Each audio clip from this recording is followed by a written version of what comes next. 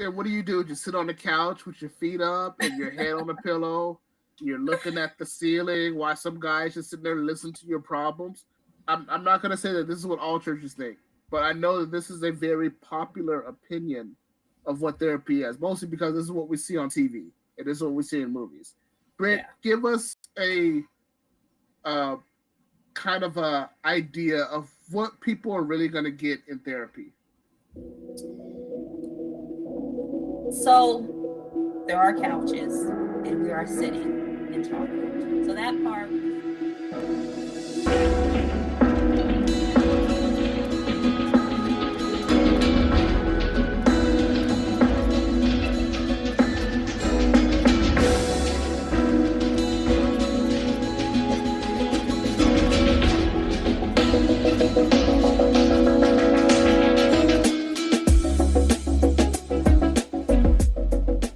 All right, welcome everybody to the Soul IV podcast, where we talk about mental illness, we talk about mental health, and we talk about how we can make a difference. We talk about breaking stigmas and getting the world to see these things for what it really is, and teaching, especially the church, not to demonize these things, and so we could get people the help that they actually need.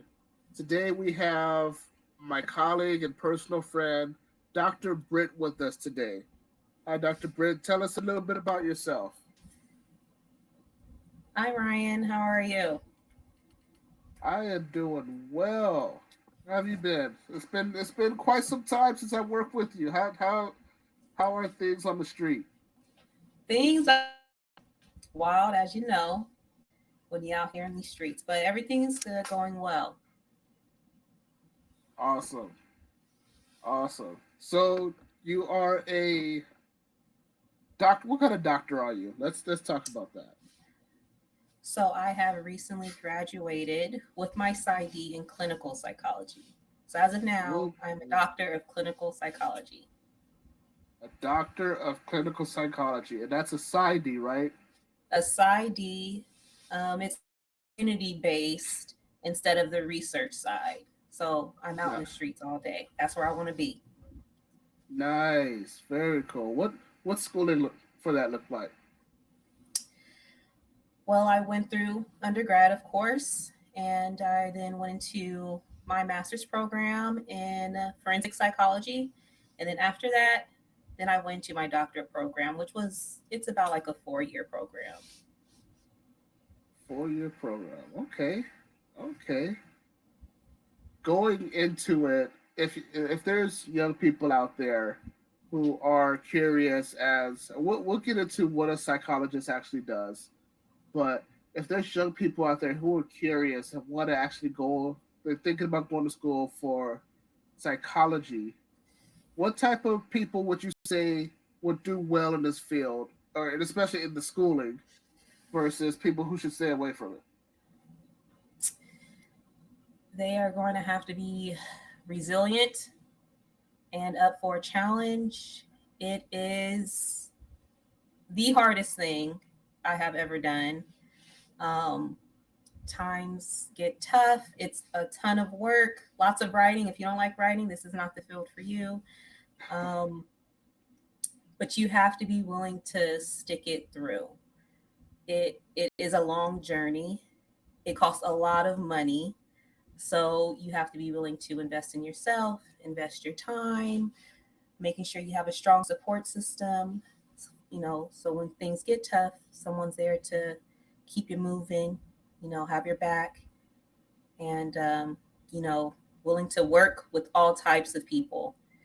It's it's tough, but I think if you really, really want to do it and it's something that you're passionate about, it can be done. Um, any age, race, religion, it's possible. Okay, okay. You talked about it's a lot of money. Ballpark. What are we looking at here? Oh no, you don't even want to know what these student loans are looking like. Oh, Oh, Ryan, my gosh. If I was blessed to not have to take out student loans for my undergrad, my grandparents helped paid for that. But with my master's and doctorate, you're talking over 100K, depending on what school you go to and, um, you know, whether you're commuting, whether you're living there, whether you're able to work or not. All those things play a factor. But for myself, a little over 100K. I have a couple of friends who are more like 80 because they had some help. But yeah, it's a hefty chunk of change. Um, but Wow. when you finish and you graduate and you get that job you've been working so hard for, it pays off. So I'm not too Okay. worried about it. Okay. What was the hardest class or classes? You know, to be honest, once you get into a doctoral program, the classes aren't the issue. It's your dissertation. It's Ooh. having to develop your own research, having to, you know, get things approved because it has to go through a process. You're having to find your own participants, and, dissertation is the difficult. The classes, you pretty much already know your stuff by that point. So you're just refreshing, you're getting to know colleagues and teachers. That's more of like a mingling network thing for me when I was going to class. But having to actually sit down and write your dissertation, it's a mini book. So that's the most challenging All right. thing. Yeah. All right.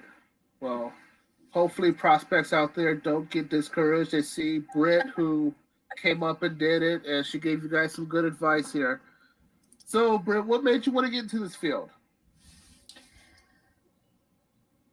Well, I took my first psychology class in 12th grade of high school, and I had an amazing teacher, um, and she was just so enthusiastic about it.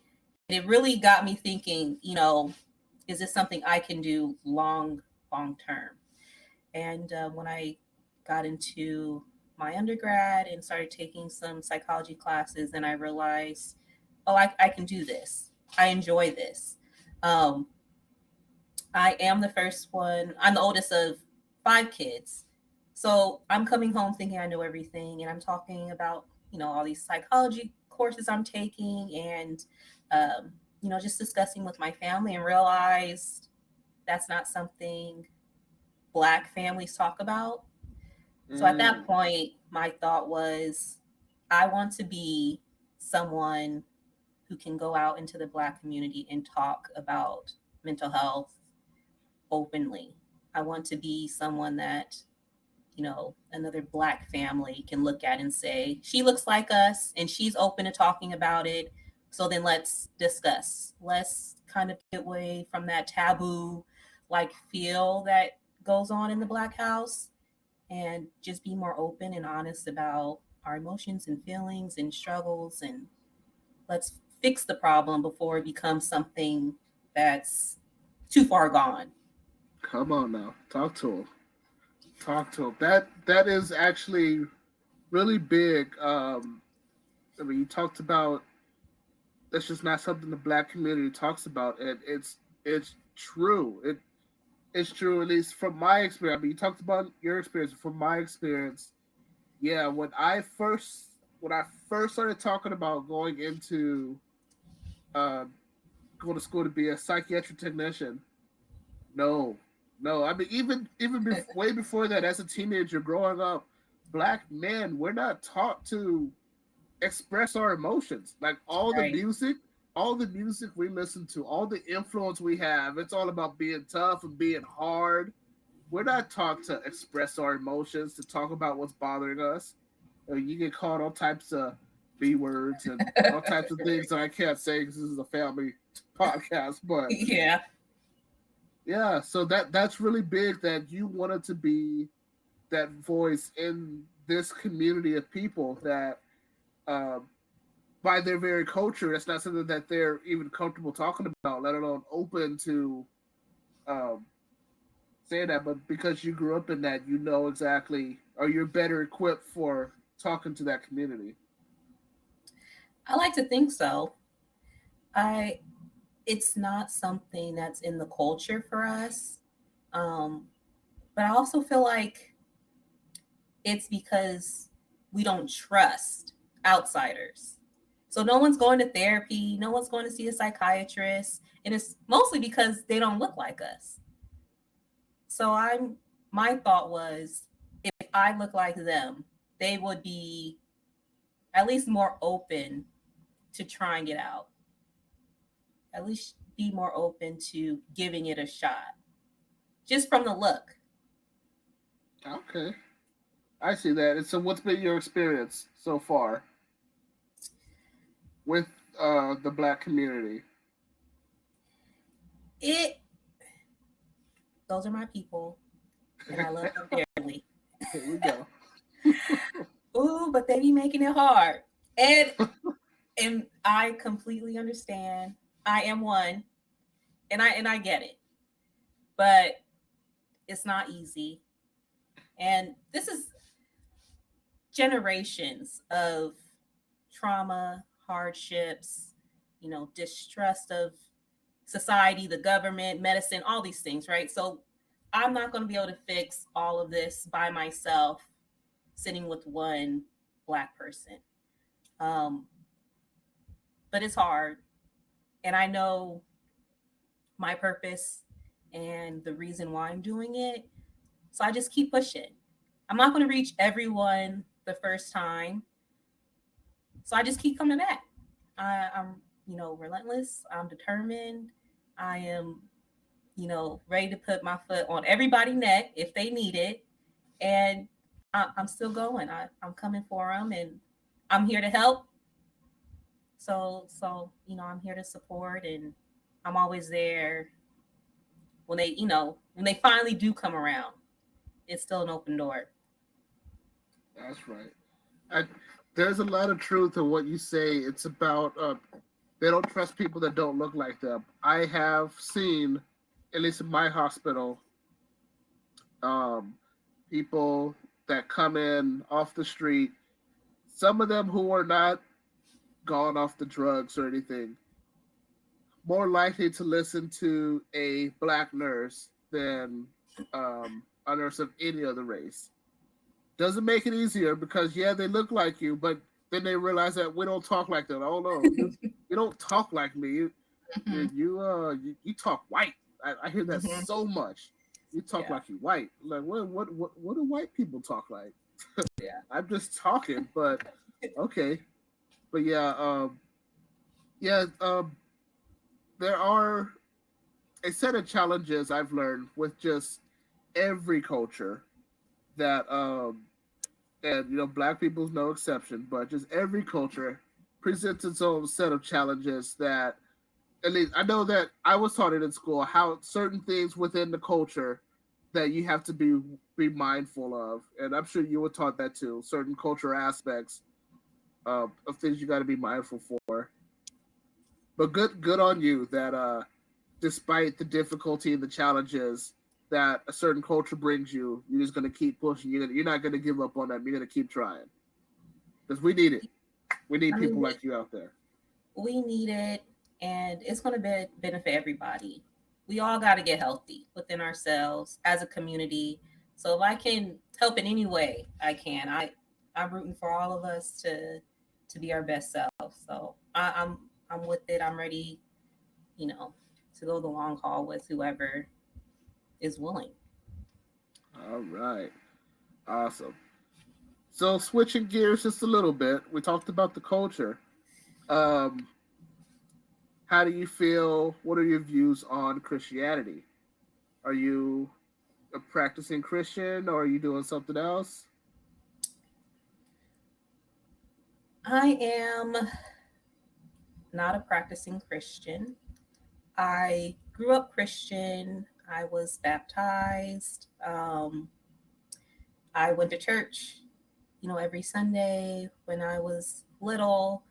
Um, my mom was heavily involved in the church even when she was little, so that's kind of how she raised us. Uh, as of right now, I guess I consider myself more of a spiritual person.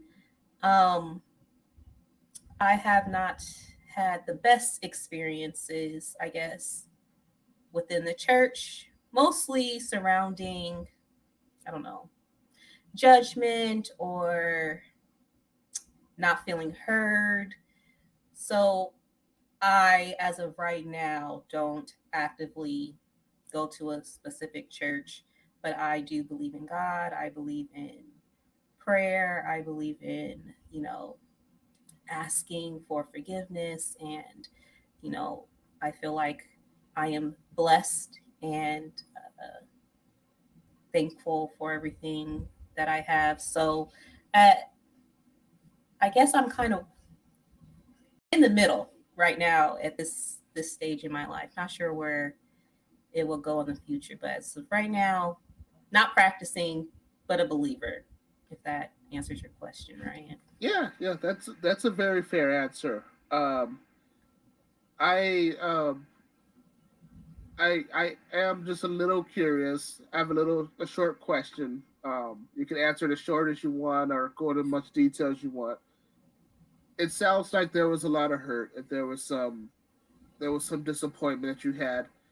Do you personally believe that your experience is was just kind of limited to that particular church home that you were at, or do you believe that it's a systematic issue with um, Christianity as a whole? Um,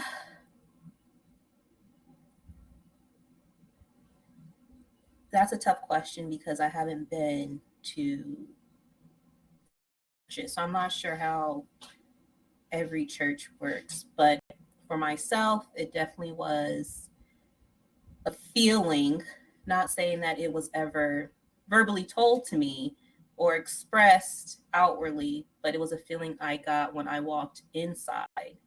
Um, and based on some other experiences from, friends and other family members, they also kind of get that same feeling when they walk into, church. So I'm not sure if it's a systematic thing. It it was enough of a feeling for me to shut it out completely. Mm. Um, so I'm not sure. I feel sometimes churches are, and I hope I don't rock too many boats, but I feel like they can be kind of cultish and controlling. And if you know me, that doesn't even fit into my being, my personality. So it, the judgment, all of that is just not in my spirit. So I really don't feel comfortable in places where it makes me feel like that. So I'm not sure. I like to think it's not a systematic thing because I know, you know, the church does a lot of good for people. It saves people. It benefits people in many ways. But I also know there are some downsides. Some people have bad experiences, and sometimes it kind of deters you from actually going in the church to practice, which I don't think is necessary, by the way. I don't think you have to be in the church to have a relationship with God or to consider yourself a Christian. Yeah, that's a really good point. Because there's people all around the world who don't have a church, or people in different countries where it's illegal to be a Christian, and they don't have actual church buildings to go to, but their faith is still there strongly. Um, I I understand where you're coming from, and you shouldn't feel judged by your church.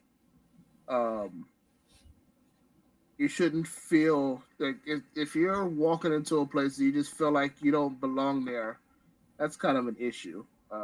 It's hard to find motivation to go back to that place where you're not feeling the warmness and the love of God.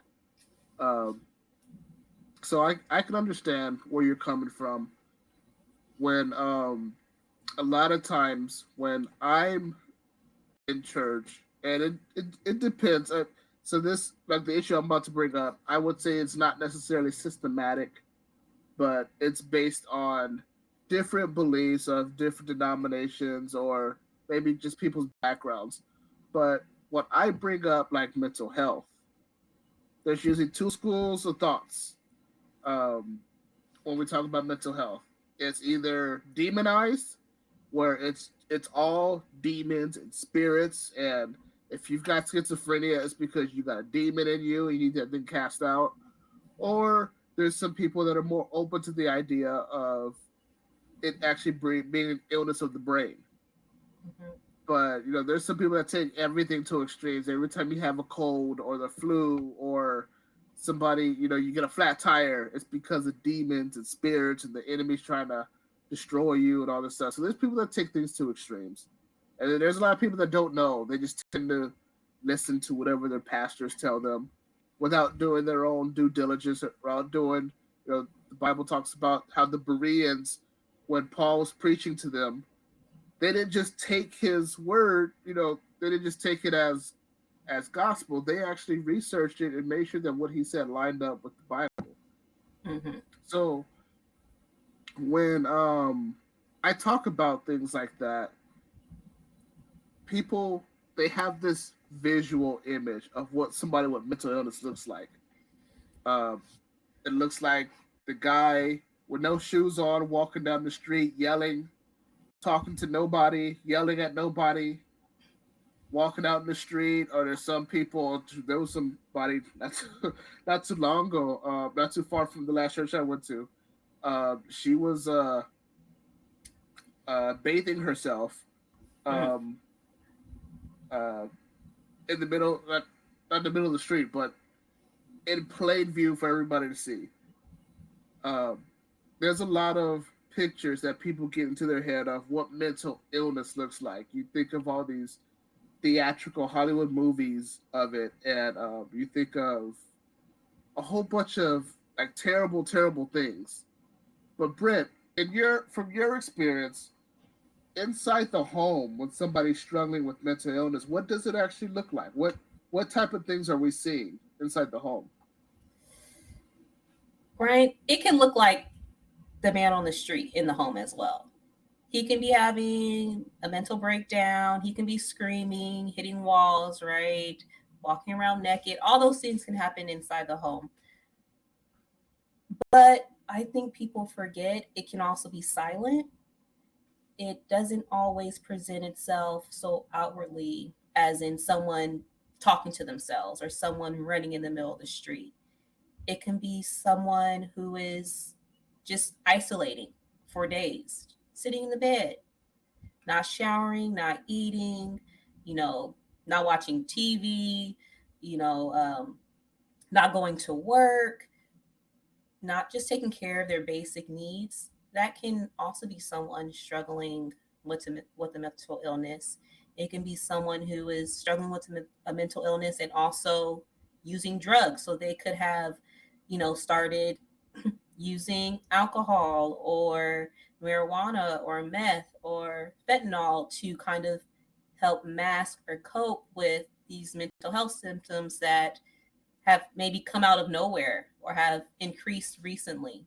So it can be very silent and sometimes not as noticeable when it's in the house and it's someone who is, I guess, what you call regular, looks regular on the outside. I see.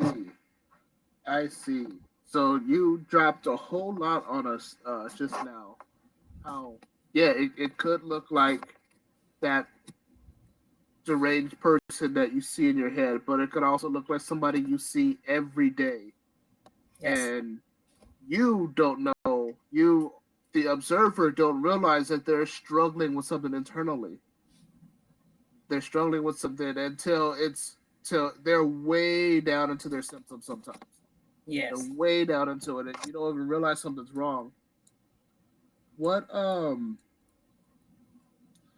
you said that some people cope with drugs. That's a really big thing. I see that in my hospital a lot, where there's people who don't like taking the medication because the side effects of some of these medications are terrible.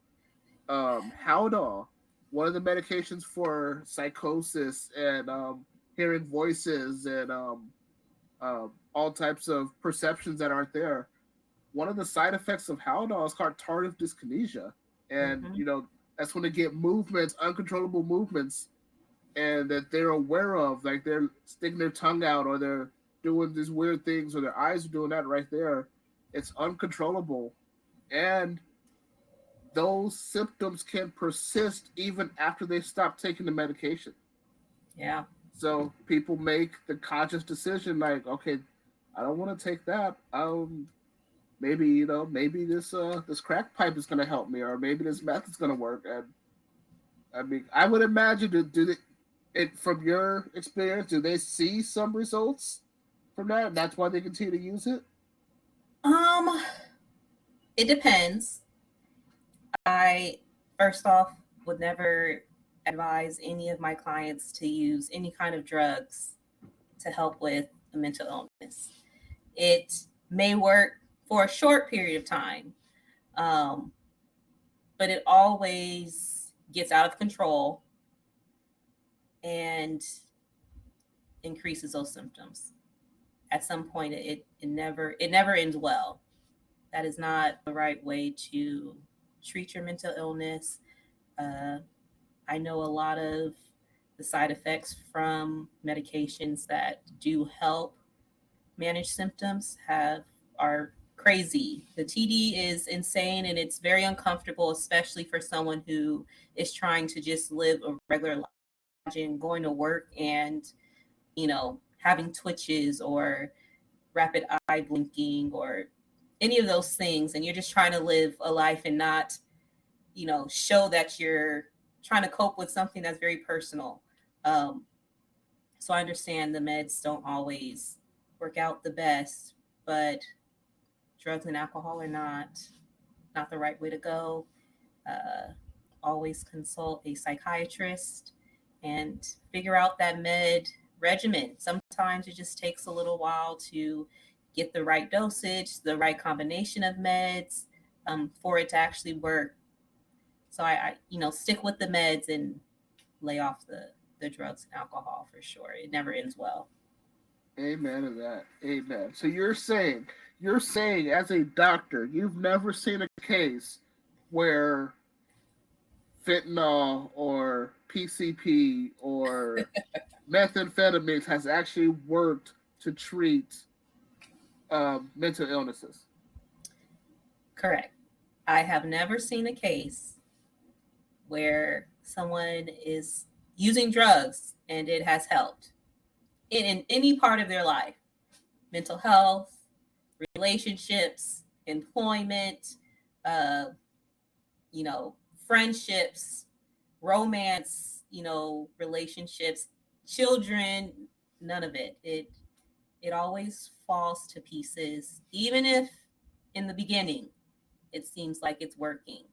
It is not. It is just fueling up to come crashing down. So I caution very, very strongly against the drug use and alcohol use.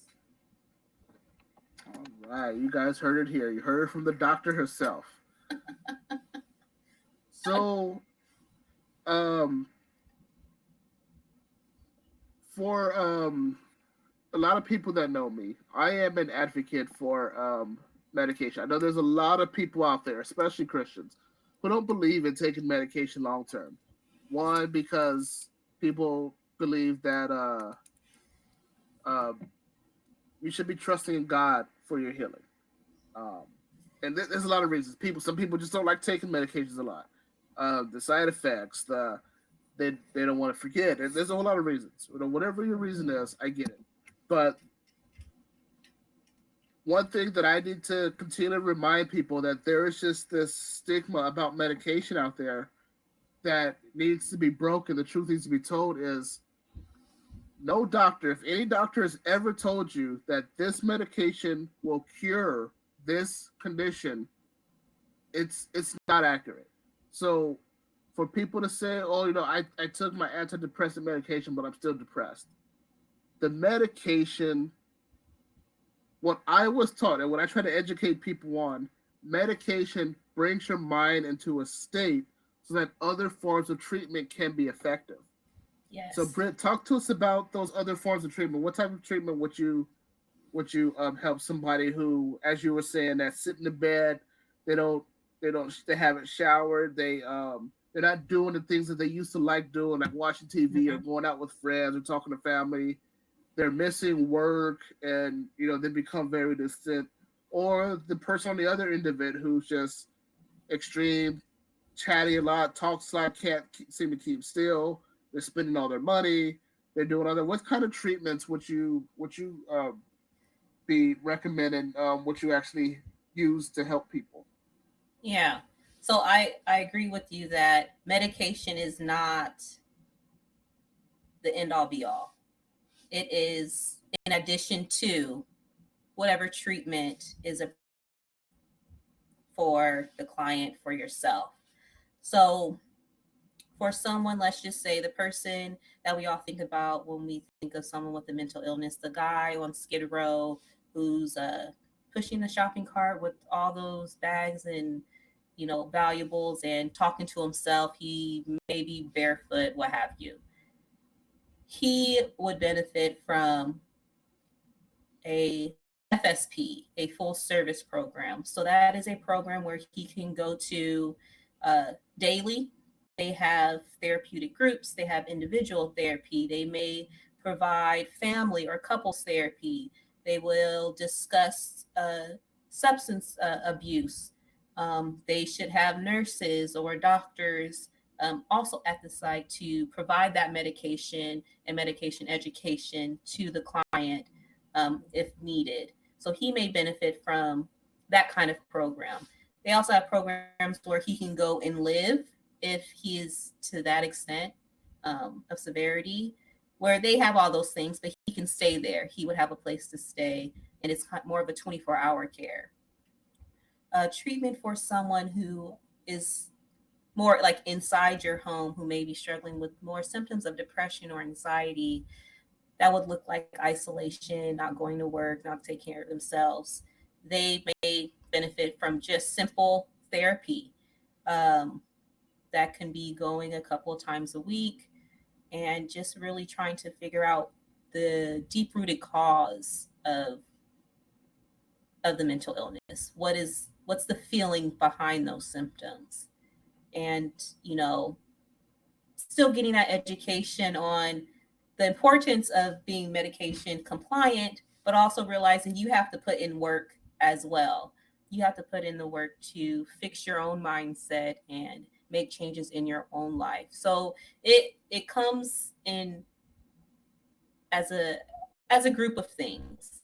It can be your medication, it can be, you know, therapy. It may then include, a couples therapist if this is affecting your relationship, or family therapist if this is a family unit problem. Um, it may also include some kind of substance abuse treatment. So it can be a variety of things kind of mixed in while you also take your medication. So it's important to do everything at once and not think your medication is going to fix it, because it's not, like how Ryan said it. It's not the only solution that's going to make your whole life turn around. It can start it, but it's not going to keep it going. Awesome, awesome. So, talking about therapy, I had this experience one time where I walked into this men's meeting that they had at a church, and these people didn't know that I was in the field of mental health. I don't think anybody there knew me, and I just happened to walk in on them bashing the therapy. I guess there was a guy who was struggling with something, and he said he was going to therapy, and their reaction was, "Hey, you can waste your money and your time if you want to." He goes, "Yeah, what do you do? Just sit on the couch with your feet up and your head on the pillow. You're looking at the ceiling while some guys just sitting there listening to your problems." That's not going to help you. That's not going to help you. And I just sat there and I was Yeah. like, this is, I mean, I'm not going to say that this is what all churches think, but I know that this is a very popular opinion of what therapy is, mostly because this is what we see on TV. And this is what we see in movies. Britt, Yeah. give us a uh, kind of a idea of what people are really going to get in therapy. So there are couches and we are sitting and talking. So that part, when you see it in the movies, that is true. Um, but it's more about being in a safe space. And for a lot of people who go into therapy, they don't feel like they have that space. So when you come in to meet with your therapist for a session, it is going to be a calming environment. It's going to, you're going to feel comfortable in there. You're going to feel like you're able to discuss things that you have never discussed with anyone because you're talking to a person who is, although they care about your treatment, they don't necessarily have any, dog in the race. You guys shouldn't be related or shouldn't know each other on any kind of intimate level. So they are there to see things from an outside perspective and give you feedback on how you can make adjustments or, do certain things that may help you feel better. They're there to provide, you know, different activities. I love to give homework. They're there to encourage things like journaling, which I always suggest to clients. Um, and they're really there to kind of be a listening ear. Yes, allowing people to vent and get out, all their frustrations or feelings. But they're also there to help the client kind of understand the deep rooted issues. Why are you feeling this way? Where are these issues coming from? Looking into your background. They go as far as, oh, they go deep and far, as in, looking into your birth order. I've had someone do that, looking into um, where you grew up, how old your parents were when they had you. So it gets really in depth, and it can be very, very beneficial for people. Okay. So, how do I want to ask this question? Another issue that I've heard with the church, and to an extent, I hear where they're coming from. Um, you being kind of in the middle, not really a church person, but you still have some Christian beliefs. Your opinion of this would be valuable.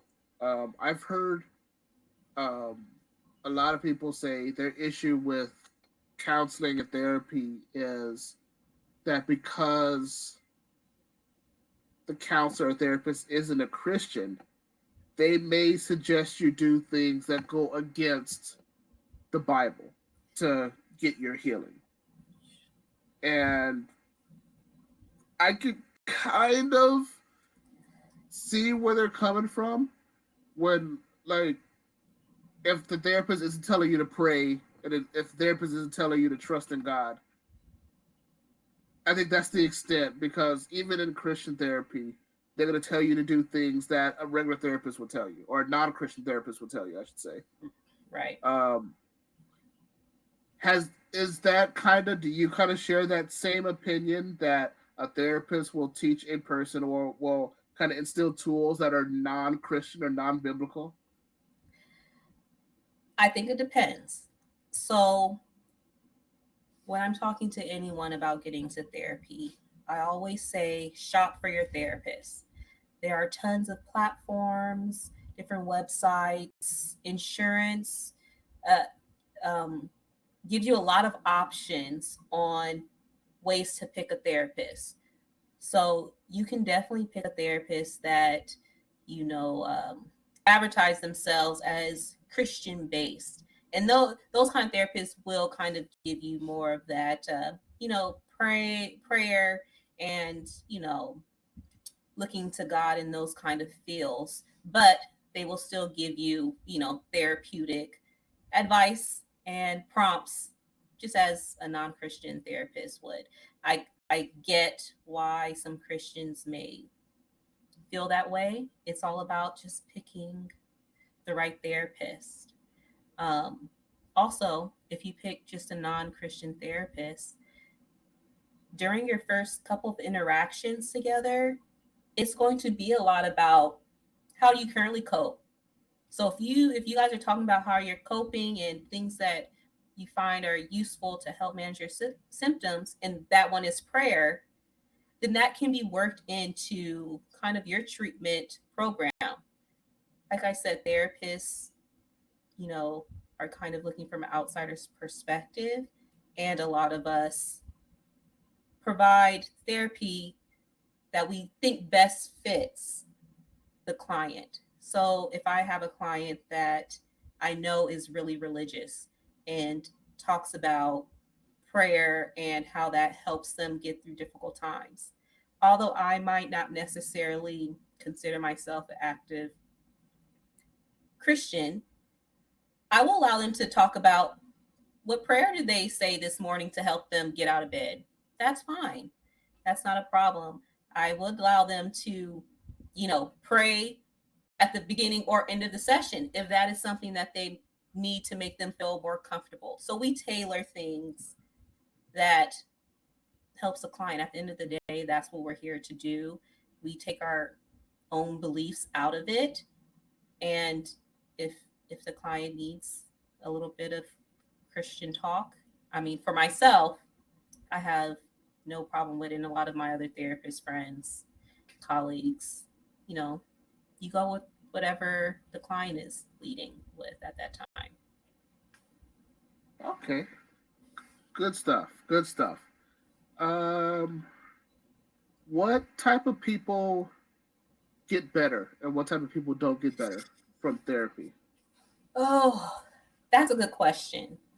That's a really good question. And I, especially for our topic of what does it look like in the home, because I see a lot of families of clients that become frustrated with the program or with the therapist because their kid, their brother, um, is not getting better in their eyes. He's still doing the same.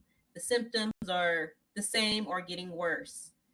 So I do a lot of education to families as well as what does it look like to get better.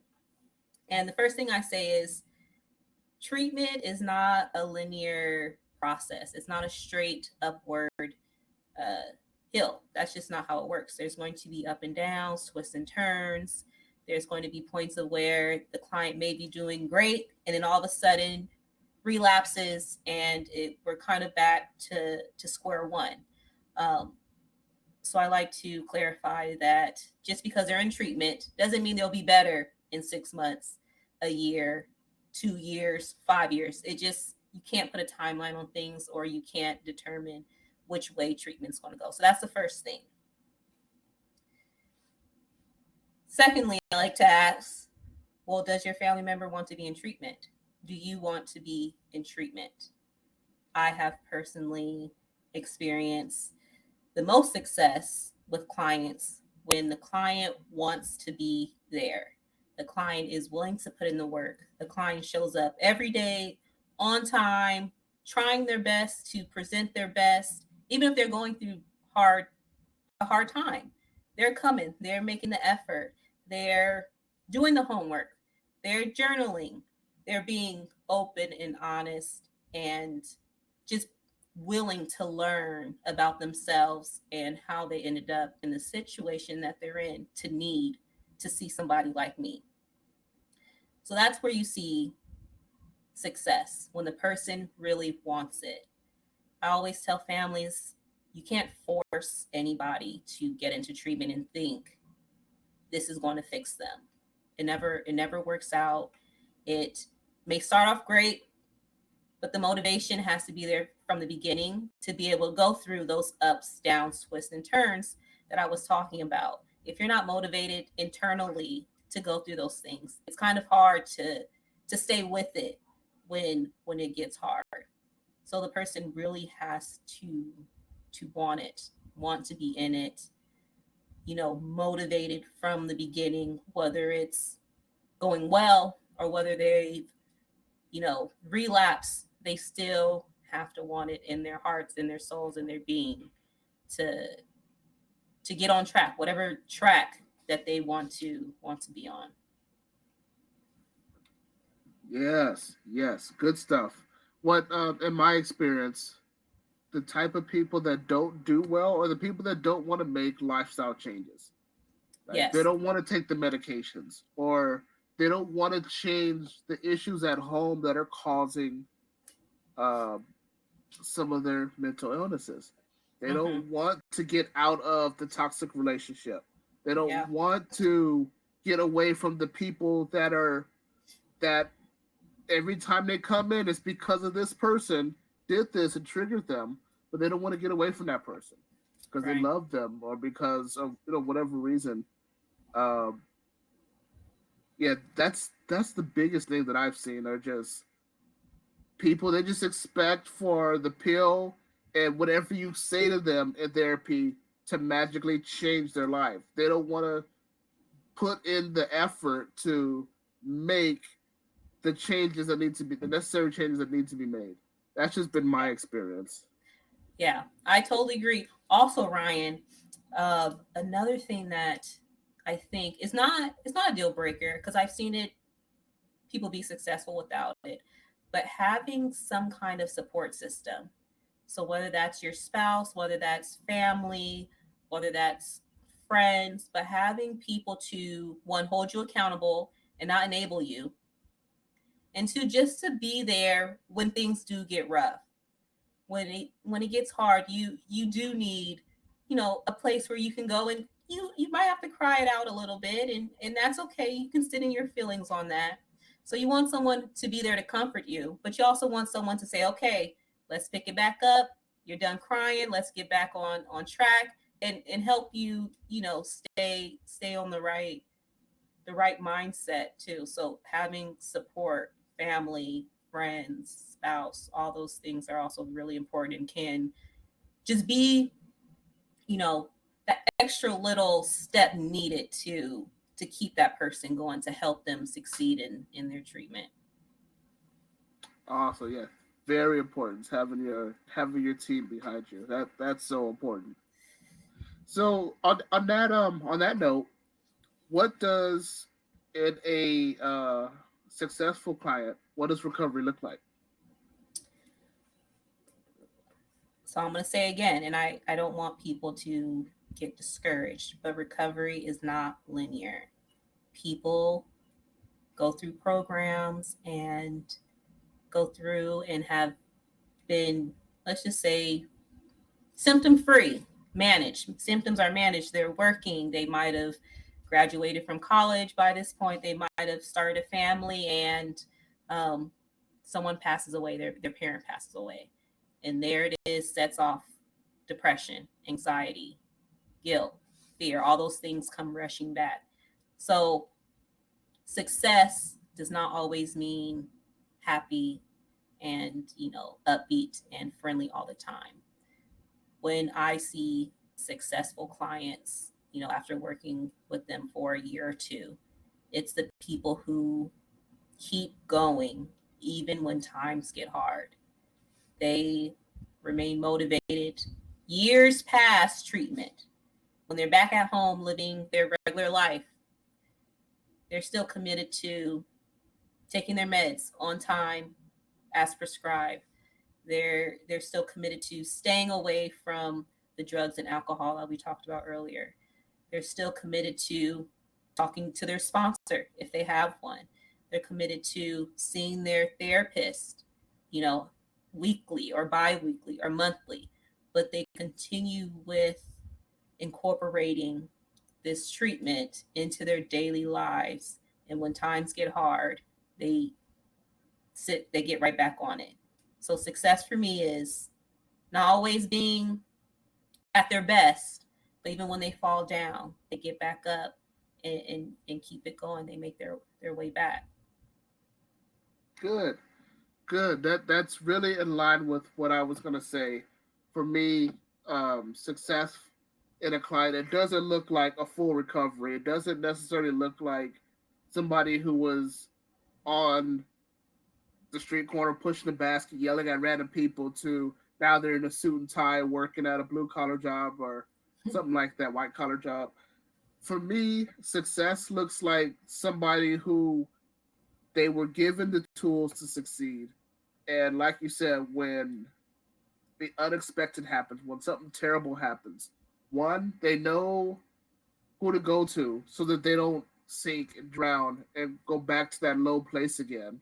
Or they're able to call the person, and they're able to utilize some of the tools that the therapist, the counselor, the coach, whoever was helping them, they're able to utilize those tools so that they don't have to be hospitalized again. Like, yeah, the bad Yeah. times came, and maybe they had a bad day, they had a moment of mania, or they had a moment of depression, but they don't fall as deep because they start utilizing the tools that they learned before, so that they don't fall as deep, and that they're able to bring themselves out of it a little bit faster than before. Yes, absolutely. I agree. I agree. A lot of what treatment and therapy looks like is just being provided those tools so that you can use them without having to see someone all the time or without having to be hospitalized. Um, to do it on your own is really the goal. We all go through ups and downs in life, and some people are able to manage better than others. So really, it's just learning what works for you in your time of need, and making sure you don't slip too far down to where you go all the way back to hospitalization or something like that. So, yeah, using those skills you learn, that's key. All right.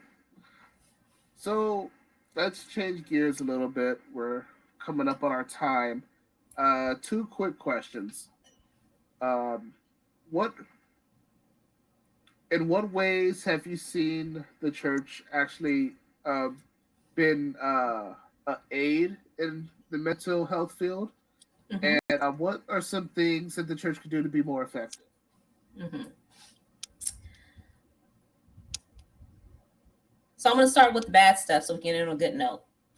So I just think the church should work on being more open to things that may not be churchly, things that aren't done in the church. So whether that is medication, whether that is seeing a therapist or a counselor, um, being more open to that, understanding it more, and I think encouraging that. I Sometimes I don't understand why you can't have both God and medication. It's not one or the other. If both of them work for you, then put them together. So it wouldn't hurt to encourage someone who is going through a difficult time to see someone to help them feel better in combination with come to church and let's pray for you. I think it can go together, hand in hand. Um, One thing I think the church does well, and I've seen some. I work out in the field, and there are plenty of churches who do things like clothing drives or food drives or doctor visits for people who are really struggling with mental health. They may not have all their basic needs met, so having a safe space that provides those things sometimes on a weekly basis, I think is awesome. There's several churches that you know are near me that have food drives, I don't know, every Wednesday for a certain period of time. You know, you come and you can get a couple meals. That may save someone's life who is struggling with a mental illness and may not have a place to stay, or a church that has a physician come in and allows people to have their blood pressure drawn or their diabetes checked, like all those things um, that churches organize are very helpful. And I know I appreciate those things. I send a lot of my clients to those things because they often don't have places to stay, don't have income, or they don't have a primary care physician. So I think churches do a good job at bringing resources to the community and making them easily accessible for people in need. Great, great. That's awesome. That's awesome. All right, Britt. So before we close, I want to give you the opportunity. Do you have any resources that you want to tell people about that you think will be helpful for them in the future? You know I do, Ryan. You know I got a nice long list of resources. Okay, I'm looking on my phone. So the first one is only for California, but it's the California Warm Line. Um, this I'm is sorry. a Say that again. California Warm Line. Yes, this is 24-hour service only in California, but if you're having any kind of mental health crisis, um, if you just need to talk, this is a line that you can call, and someone is always going to be on the other end of the phone. And these are live people, these aren't robots. This is a human being talking to another human. So that's California Warm Line. The next one is the Suicide and Crisis Lifeline. Now, this is a national lifeline, 988. There's plenty of commercials and everything out on this. This is a very good resource for anyone anywhere in the United States. And this is if you are feeling suicidal, struggling with depression. You can call them up again just to listen, or if you need some kind of help or service, they can connect you to an ambulance, police, all those kind of things. So that's another really good source. We also have 211. So this is a national 24 hours, and this is a resource line. So if you are, let's just say, for example, in Culver City, and you are looking for a place where you can find food, a food drive, you call 211. You'll talk to someone, a person, and you can say where your location, what service that you're looking for, and they will text you or verbally give you things over the phone uh, of the resources that are in your area. So this is specific. Wherever area you are in, you can call and they will give you resources. This is also 24 hours. I hope I mentioned that. Okay, another resource I have is the Substance Abuse and Mental Health Services Administration. This is again national, 24 hours. And this is more of a resource line for them to help you find mental health substance abuse resources near you in the area. So I wouldn't call this if you're actively in crisis or if you need to talk to someone. But let's just say you feel yourself slipping into a depression. You can call them, say, hey, what kind of resources do you have that may help me find a therapist or a psychiatrist, things like that. Okay.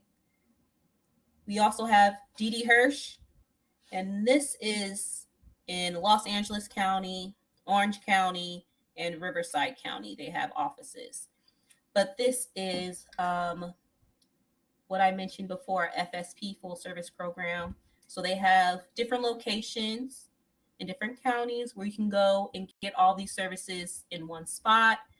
They also have a line if you call and you are in active crisis, they can connect you to someone over the phone as well. But so you can get both a warm line in D.D. Hirsch, but you can also go on their different locations and get those mental health services if you need them. And then my final one is NAMI. And this is the National Alliance on Mental Illness. And this is for family members and caregivers. So I always recommend this to my clients' families. They have meetings all over the US, and it just allows you to connect with other families, other people who are struggling with, helping family members who are, you know, using substances or in a mental health crisis at the moment. It just gives the family some support to let them know that they aren't alone. And I think that was my last one, Ryan. So I hope All those are right. helpful. All right. Yeah, I'm hoping people out there, if you're going through something and it just seems like it's not normal, or you know somebody that's going through something, get help. Reach out to somebody. If your family Yes. doesn't understand, because we see it a lot, the families, they don't recognize symptoms of mental illness, and they think somebody's acting up or they're just Yep. acting out, or a lot of people don't believe it. If you're really struggling with something, get a hold of some of these resources, Yes. because we're seeing a, I don't even want to say it's a big spike in mental illness in America. We're just actually seeing it portrayed, um, and being called mental illness, and we're seeing people taking lives of others, people taking their own lives, Yes. and it's a problem that's only going to get worse. I'm grateful that I have a colleague like Britt, and I have church people, and I have all types of people out there who are committed to trying to help the world and change the way we view mental illness and changing the way we treat it so that we can see long lasting change. So, Dr. Britt, I really appreciate you taking the time and coming on. Your input was very valuable. Um, I hope to have you on in the future. Yes. Thank you, Ryan. I am so happy to be here. Very excited to be along on this journey with you. So yes, thank you for letting me be a part. All right, guys. Thank you for tuning in to the Soul IV podcast. I will check you guys out in the next one. Take care.